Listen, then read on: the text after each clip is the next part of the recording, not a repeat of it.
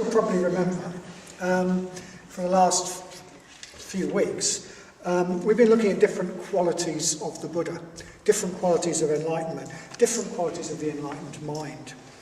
And we've been using symbols and stories to try to bring those qualities of the enlightened being, of the enlightened mind, to try and bring them to life, to get some sense, some feel of what they're like, rather than talking about them in the abstract. And of course, at the same time, we've been looking at how we can connect with those qualities, how we can nurture some of those qualities in ourselves.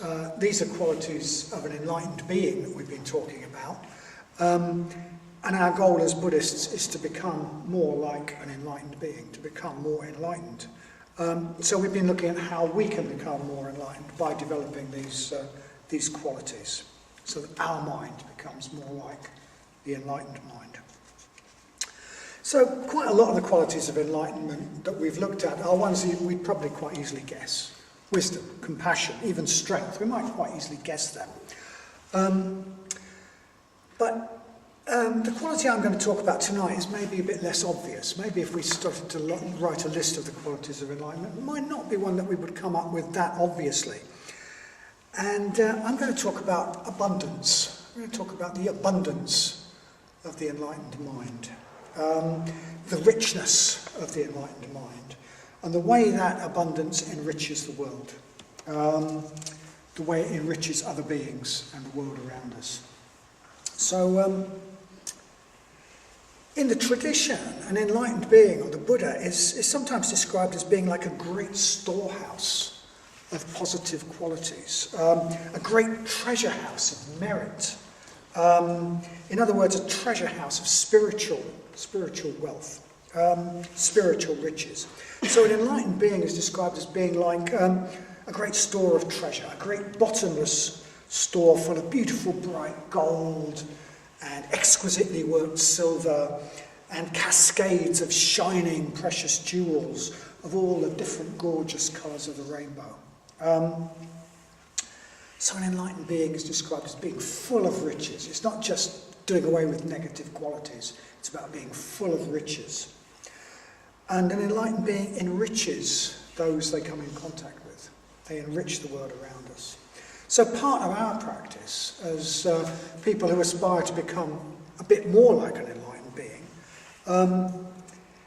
is to cultivate some of that inner spiritual wealth and to become more the sort of person who is abundant, who generates beauty and riches and has that enriching effect on the world around us.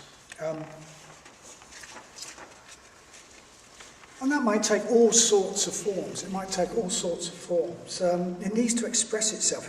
We might express it by creating physical beauty. If we've got any gifts towards art or architecture or anything else, we can create physical beauty. We might express it by creating rich, supportive environments in which other people can grow and develop.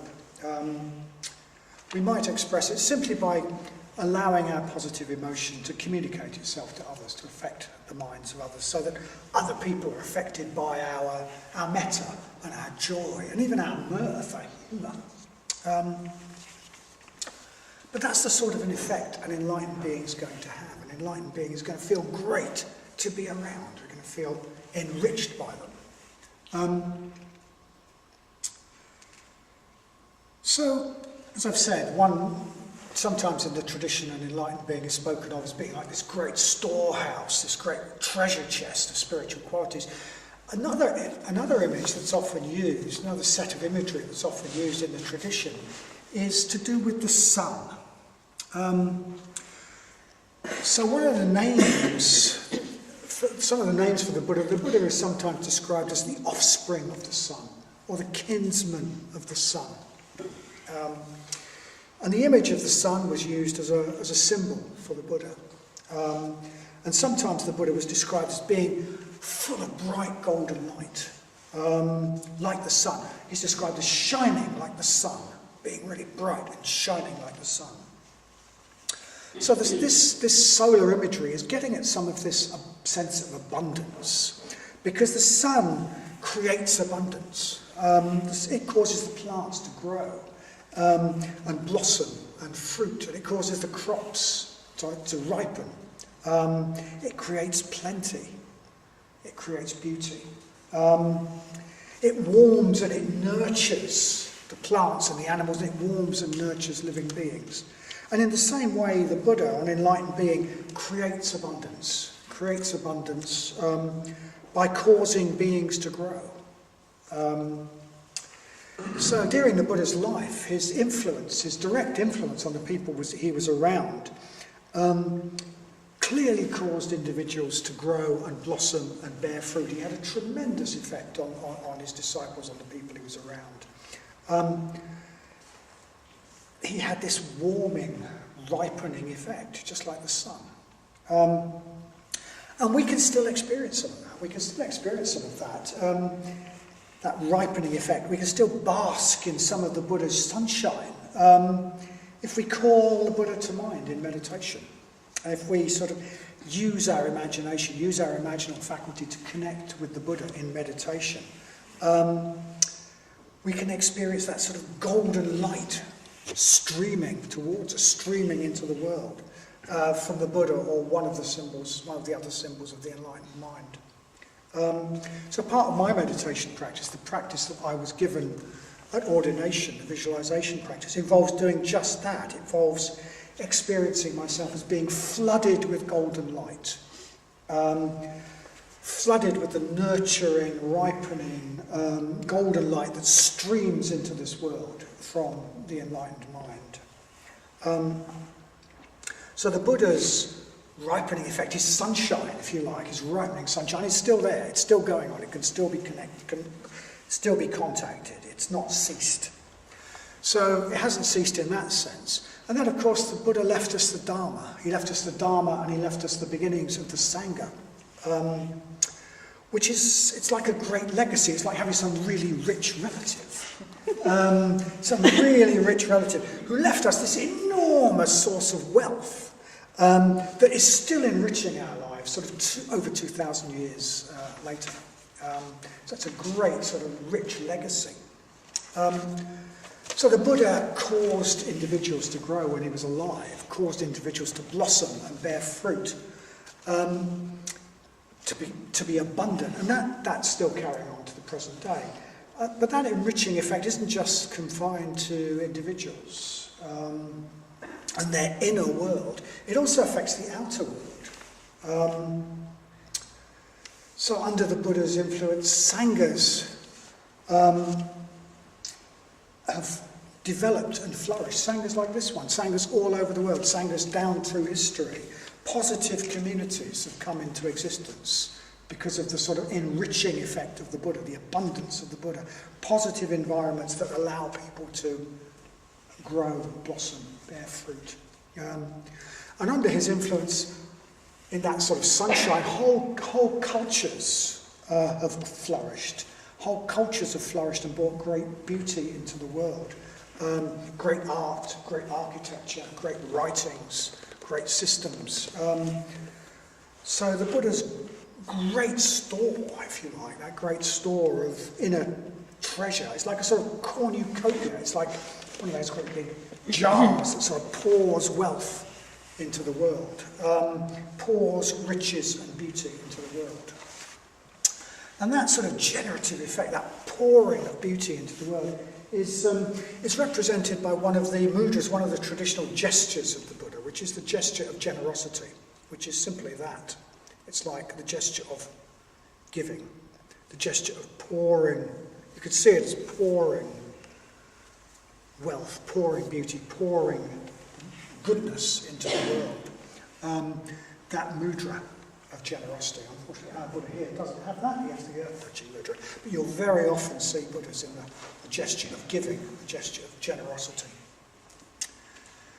So, as I said, our goal as Buddhists is to become more like the Buddha, more like an enlightened being. And part of our practice is to become more ourselves, the sort of person who has this sun-like effect. It's not just about being dead mindful and dead serious. It's about having a positive effect on others. I reckon the more enlightened we are, the more joyful we will be, the more we'll laugh, the more other people will laugh around us, the more mirth there will be. It's not just about being dour and serious. So if we want to be more like the Buddha, then part of our practice needs to be becoming like that. We need to think how we can develop some of that inner wealth. And we need to think how we can have this ripening effect on others. And we need to think how we can create nurturing environments in which others can grow and expand and flourish. And we need to think how we can bring beauty into the world. That's part of our practice. So, yeah, as I've said, this sort of enriching quality, nurturing quality of the Buddha was symbolised quite early on in Buddhism by solar imagery, by the image of the sun, by using all sorts of sun imagery to describe the Buddha. But as Buddhism developed, the Buddha is the sort of sole symbol of enlightenment, sort of tended to sort of expand out. It's a bit like white light being split up in a prism. It's as though different images developed which express different qualities of enlightenment. I sometimes think of it as a bit like one of those car manuals where you've got sort of engine and then you've sort of got an exploded diagram. So we've got mandalas that are sort of an exploded diagram of enlightenment where different images represent different aspects. And one of the sort of images of the Buddha, the archetypal Buddhas that developed to express precisely this abundance, this abundant quality of the Buddha, was the bright golden yellow Buddha Ratnasambhava. Ratnasambhava means born from a jewel. Ratna is a jewel. There was a jeweller called Ratna, so he went bust. Anyway, Ratna is a jewel. It must have come from Sanskrit. Anyway, Ratna is a jewel. Sambhava means born from. So, born from a jewel, born from wealth, born from preciousness. And Ratnasambhava, he's shown as being, his body is not a body of flesh and blood, it's a body of beautiful, bright, golden yellow light, of sunlight. It's a body of sunlight. Like, it's the sunlight of high summer. It's maybe like the sunlight that we see in transparent water. It's full of sunlight. So that sunlight, that yellow colour of his body, that yellow, it speaks of sunshine. It speaks of fields of ripe corn that we get in the summer. So bounteousness, abundance. It speaks of the way sunshine produces abundance and wealth, generously shining everywhere to nurture everything and to produce rich and abundant harvests.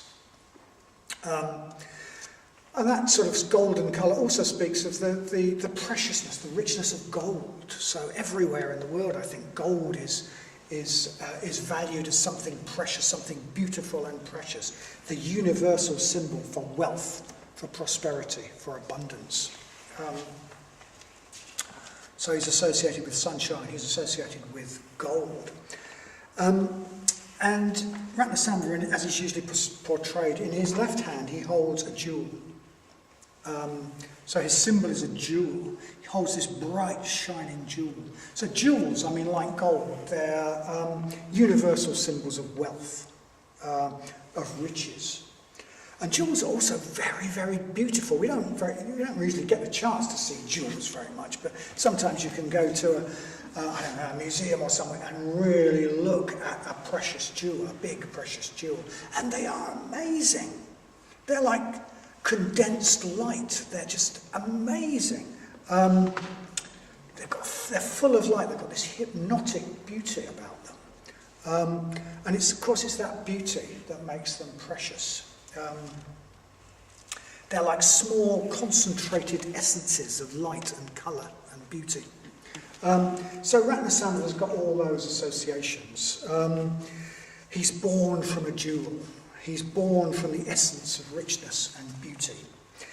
And he holds, as I said, he holds this jewel in his hand, his left hand. But this isn't just any ordinary jewel.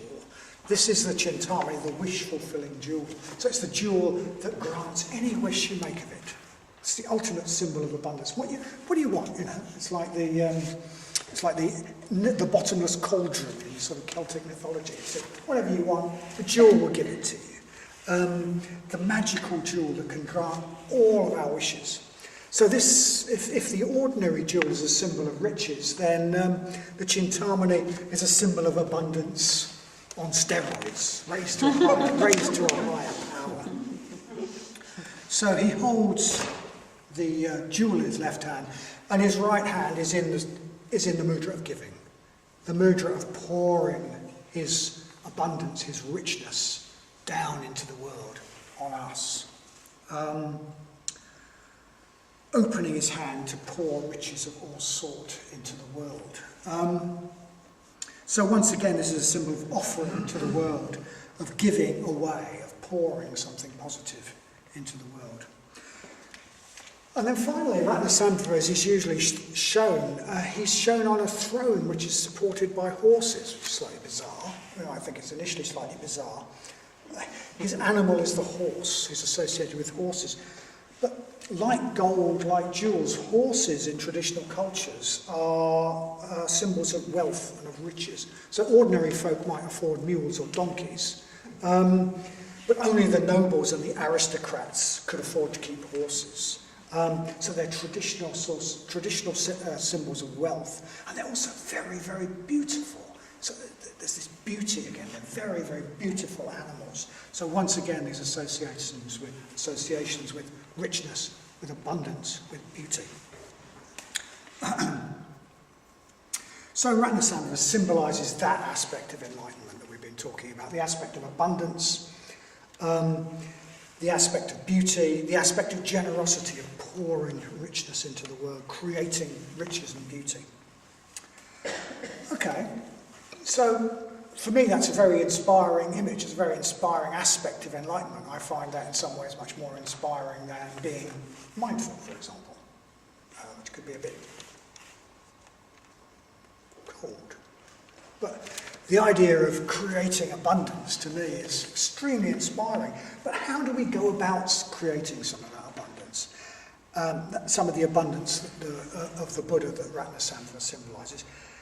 As I've said, as Buddhists, our goal is to become more like the enlightened being. An important part of that is going to be developing abundance, this sense of abundance. How do we do that? This sense of wealth and this ability to create wealth, pour wealth into the world. So, as I've said, Ratnasambhava makes the gesture of generosity. The Buddha makes the gesture of generosity. One of the obvious ways we can do this is by cultivating the practice of generosity. That's the gesture of the Buddha that most communicates that sort of enriching, abundant aspect of giving. So, I mean, maybe we're used to thinking of generosity as something that's going to make us poorer rather than something that's make us richer. If we give a lot away, surely we're going to be poorer. But the Buddhist view is that generosity is the way to become richer, actually, or at least richer in the ways that matter.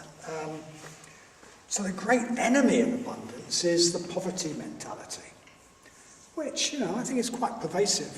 I certainly experience it sometimes in myself.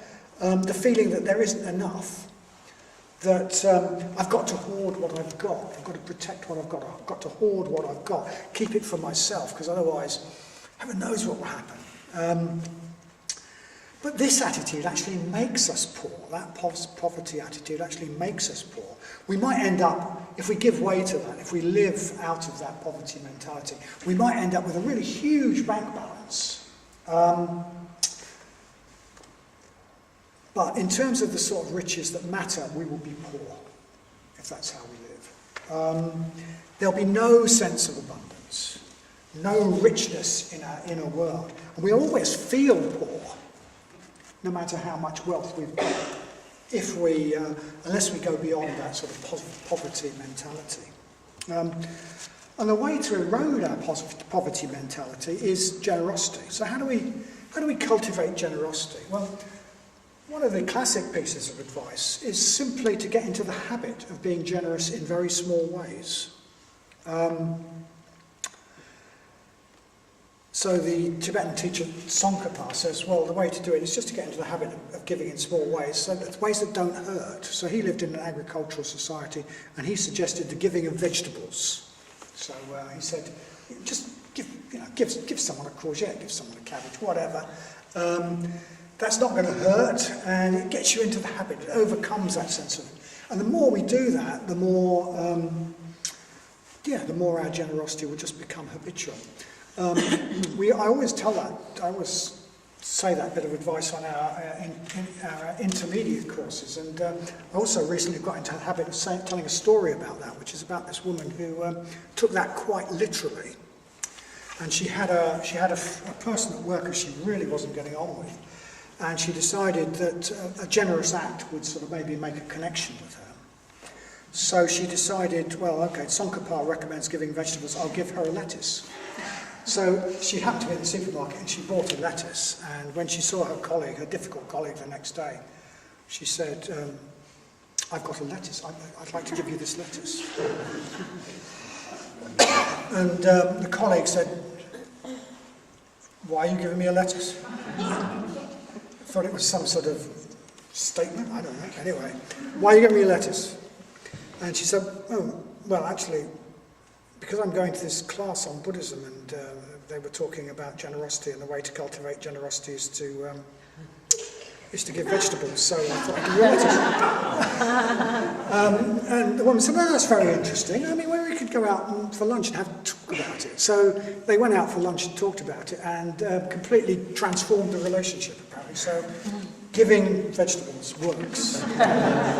Giving vegetables works. But the point is not so much about giving vegetables, although it might be the point if you've got an allotment. If anyone wants any courgettes, the point is to give small things in a way that don't hurt initially, to just get into that habit of generosity, just build up that habit of generosity, and that then, it will swell from there. Giving small things regularly and often becomes a habit, and then that leads on to giving bigger things. So generosity, I mean, there's a list about it, of course, about how you can practice generosity. There's always a list in Buddhism. So it can take many forms. So the first form that generosity can take, according to the traditional list, is giving money and possessions, giving money or things. And I don't think we should scorn that, actually. I don't think we should scorn that. Money used in the right way can really make abundance. It can make riches happen. It can make wonderful things happen. It can create environments that nurture. It can create beauty. This Buddhist Centre would not exist if lots of people weren't generous with their money, actually.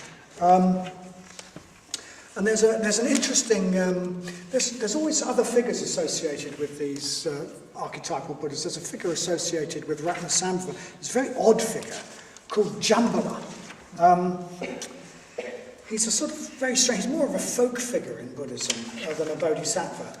But he's a sort of god of abundance, and he's sometimes treated as a god of wealth and prayed to as a god of wealth. And this Jambala, who particularly maybe is associated with giving money, he's portrayed as a large, stout chap, a very large, stout chap, like a prosperous merchant. And in his left hand, he holds a mongoose, which he is squeezing. And as he squeezes the mongoose, a stream of jewels rain out into the world. I mean, it doesn't sound very kind to mongoose, but I think it's an image of just streaming wealth into the world. And in fact, there used to be, and maybe still is, a shop in London associated with the London Buddhist Centre called Jambala, which the idea was it's streaming wealth into the world. So I think maybe Jambala could be a sort of archetype that we associate with our evolution shop.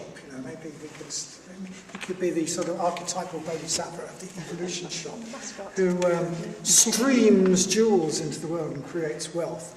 But, I mean, that is an aspect of dana, which is really, really important. The evolution shop generates wealth, it generates wealth, as well as being a cracking environment. So it's very much, we could very much associate it with Ratnasambhava, because it's creating an environment that nurtures, and it's creating wealth and abundance. And then gives it away, indeed.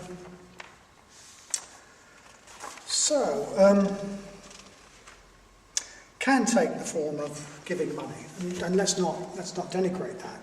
But some of us don't have much money. It can take the form of giving time and energy. And if it weren't for people giving freely of their time and energy, this Buddhist Centre also would not exist. If you want to give a bit more time and energy at this Buddhist Centre, see Surimati, I think. When's the next Sangha Works Day? A week on Saturday. People will get together and they will do all sorts of things to this Buddhist Centre. But there's a lot more opportunities than that.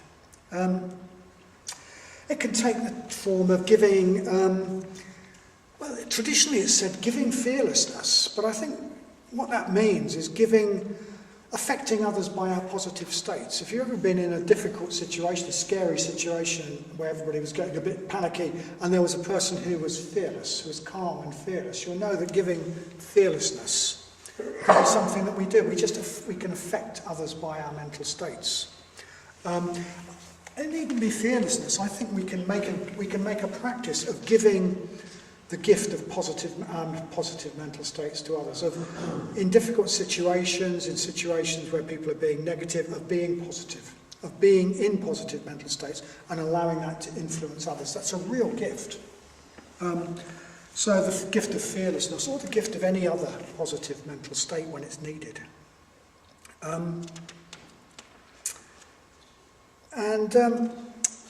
Finally, one of the things that's suggested that we can give is our time, our talents and our gifts. We can give our talents and our gifts to the world. So Ratnasambhava is the great Buddha of giving.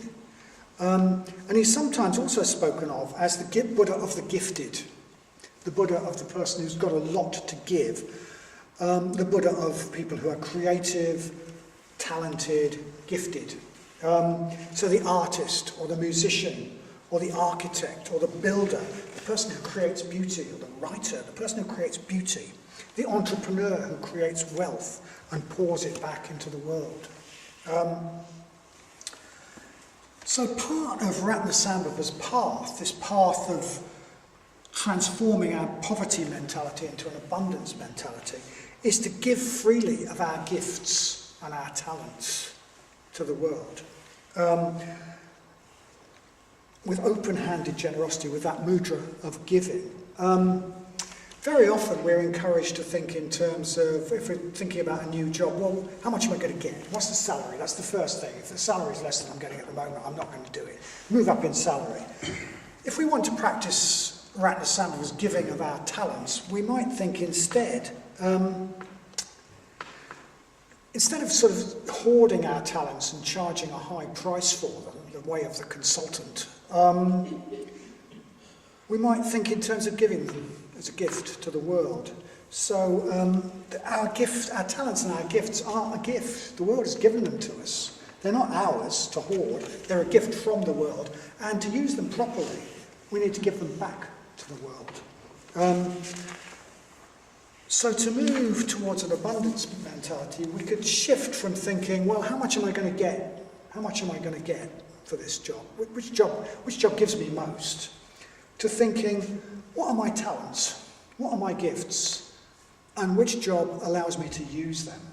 Which job allows me to make my personal contribution?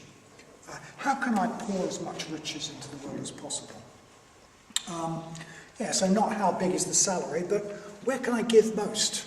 What are my skills and talents? Where are they going to make the biggest contribution? So not thinking in terms so much of being rewarded physically as contributing. And we may still be rewarded. We may still be rewarded. We may still be well rewarded. And that's fine if that happens. But if we make being well rewarded the goal of what we do, we're likely to find ourselves quite stuck and unhappy. further down the line. On the other hand, if we making a contribution our goal, we may still end up well rewarded, or we might not. We might end up working in a Buddhist centre, or we might end up working in the evolution shop. But we might end up working in some way that's about doing something for love rather than for money, but we'll feel completely different about our work and our life. We'll get a taste, we'll get a share of the riches and beauty of Ratnasamava. We'll get a share of the abundance of the enlightened mind. So that's one way to cultivate some of the richness and abundance of the enlightened mind, through dana, through generosity, through giving money and things, giving time and energy, giving the benefit of our positive mental states, and giving our gifts, giving our talents. And I think another way that we don't often maybe talk about so much in this context is the practice of rejoicing in merits and the practice of cultivating what we usually call sympathetic joy, mudita. So you'll have come across mudita, probably, as one of the Brahma Viharas, one of the mental states which are so beautiful that it's like living in heaven when we're in them. They're the heavenly abodes. So sympathetic joy is what happens when metta meets somebody else, comes in contact with somebody else's happiness, somebody else's good qualities, somebody else's good fortune. We experience sympathetic joy when we feel happy because somebody else is happy. So this practice of cultivating sympathetic joy and rejoicing in merits, they're part of the way that we learn to love what isn't ours, which is part of the way we cultivate abundance. We learn to rejoice in what we don't own. So we rejoice in others' happiness, in others' good fortune, in others' good qualities. Usually we're quite locked up in our own little selves, and we find it quite difficult to rejoice or really feel happy about something that our ego doesn't identify with. So we find it easy to rejoice when something good happens to us, or when it happens to somebody who we sort of include almost in ourself, in the boundaries of our ego, like a close relative. Part of our area of concern. But when something good happens to someone outside the borders of our identification, we don't rejoice. Maybe we even feel jealous and envious and resentful. So this has been likened to only being able to enjoy a flower if it's in our own garden. So that it's my flower. We can only enjoy my flower. We can't appreciate and rejoice in the beauty of a flower if it's in somebody else's garden, or if it's in a public park, or if it's in nature where nobody owns it. We only relate to it in that way if it's ours. And of course, that if we can only rejoice in what we own and what's ours, there isn't much we can appreciate and rejoice in. Actually, we're quite limited. So of course we'll have a poverty mentality. There won't seem to be a lot to go around, and we'll feel we need to hoard and be stingy. So an important part of letting go of the poverty mentality is to rejoice in things that aren't ours, that we don't own. Learning to expand the boundaries of our identification. Expanding our sense of who we are to include other people, to include more and more other people, more and more of the world around us, so that we identify with them. So Ratnasamava has a female consort, a sort of female equivalent, if you like. And the name of Ratnasamava's female consort, female equivalent, is Mamaki. And Mamaki means mine maker, M-I-N-E, maker, mine maker. Because she makes everything hers. She regards everything as hers. Not in a sort of possessive way, but because she's expanded the boundaries of her identification. She's expanded the boundaries of her being to include all other people and the whole world. It's all her, as it were. So she can rejoice in what is good wherever it is and whoever owns it. She's concerned with all beings. It's all hers. There's no division between herself and others. She's made the world part of herself. I think we could usefully think of the spiritual life in these terms, actually. We often talk about destroying the ego, and it can all be a bit...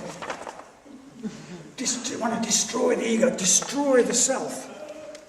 But actually, I think it's much healthier to think in terms of expanding the ego out to include much more and more of the world, to include more and more other people, to include more and more of the world around us. Getting the boundary further and further out until eventually there is no boundary. And it's all me, in a sense, and I can rejoice in all of it. So sympathetic joy and rejoicing in merits are the way of marmaki. They're the way of mind-making. They're the way that we expand the boundaries of our identification to leave the poverty mentality behind. So how do we do that? One way of following the way of marmaki, the way of mind-making, is to make it a point to appreciate and delight in and rejoice in beauty that has no connection with us whatsoever, that we don't own, that we can't make use of, that is absolutely no use at all, okay? A tree that we're not going to cut down and use as firewood, a sunset, a scene, whatever. Appreciating things in the world that we don't own, making it a point. This involves opening up to the beauty of the world around us, getting away from always thinking in utilitarian terms about this needs to be done, that needs to be done, I've got to do this to serve my ego, and just opening up to the beauty of things, spending some time opening up to the beauty of things, just looking, just listening, just feeling, switching off our concern for practical utilitarian things. So I think that's one way we can make the world more mine. Forget about how much it's going to bring in cash terms and just appreciate it in aesthetic terms for its beauty. I think another way we can follow the way of mind-making, the way of marmaki, is to make it a practice to rejoice in the amazing achievements of human beings. Even if they're not our own achievements. So, for example, this is an example that means something to me because I've sort of had this experience. It might not mean it to you, but you can transpose it. To go to a concert at the City Hall that moves us by its beauty. Consciously rejoice. Make it a point of rejoicing that our fellow human being, the composer of this, could conjure something so beautiful out of the depths of their mind. Making it a point to rejoice in the skill and the dedication and the verve of our fellow human beings in the orchestra, who could bring this creation to life with such verve and such skill. We could even rejoice in the managers and the administrators and the local politicians who made it all happen, who funded the hall, who organised the event, who funded the event. We could rejoice in all these contributions of their particular gifts came together to create this little transient piece of the pure land on a wet November evening in Sheffield. In Shakespeare's words, what a piece of work is man, you know, how amazing we are, how little lower than the angels, despite being subject to all this oppression and dukkha that comes from impermanence. We're amazing, human beings are amazing, let's rejoice in it.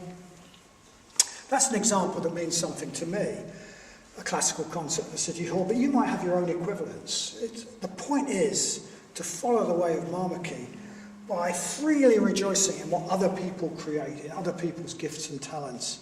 And when that voice of the mean little cynic comes in, that says, well, the Harley aren't that good, are they, really? They're not a top-flight orchestra.